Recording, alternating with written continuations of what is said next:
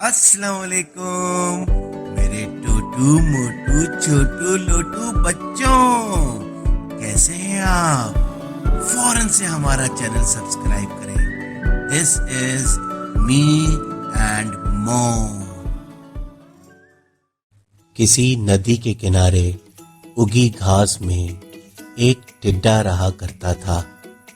ایک دن شدید گرمی تھی، مگر ٹڈا خوشی سے گاتا اور ناچتا رہا۔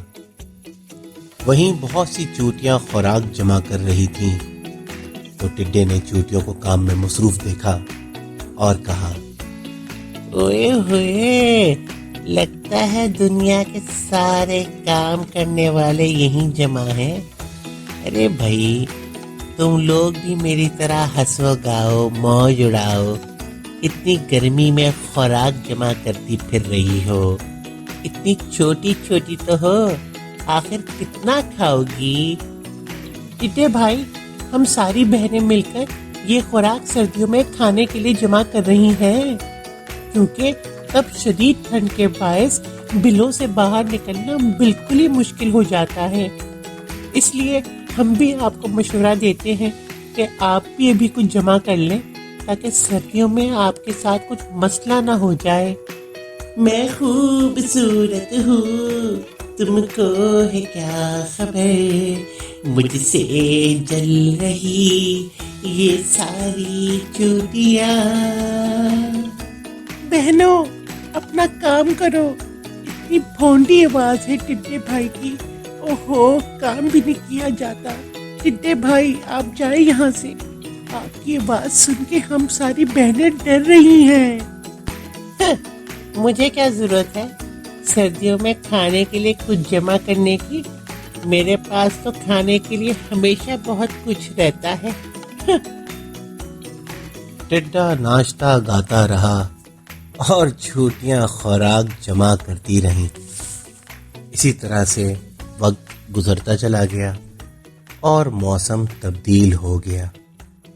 سردی بڑھی تو ٹڈے کی مشکلات بھی بڑھ گئیں۔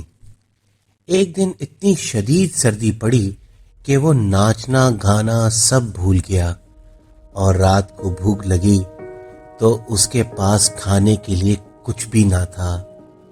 وہ چوٹیوں کے ڈیرے پر گیا اور دروازے پر دستک دی تو اندر سے آواز آئی، کون ہے؟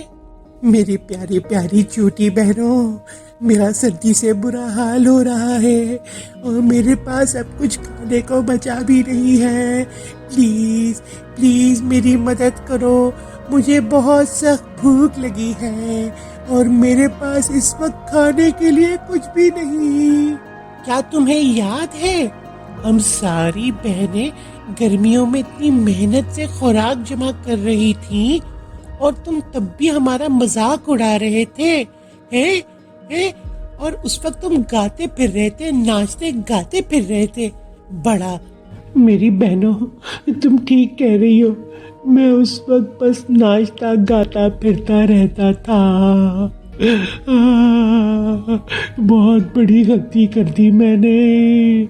تو جاؤ، اب بھی ناچو گاؤ، اور اگر پیٹ بھرنا ہے تو کہیں اور جاؤ، کہیں اور جا کر خوراک تلاش کرو، ہمارے پاس نہ ہو اور ہمیں تنگ نہ کرو۔ پیارے بچوں، عقل مند وہ ہے جو آنے والے مشکل حالات سے نمٹنے کی تیاری بہت پہلے سے کر کے رکھتے ہیں۔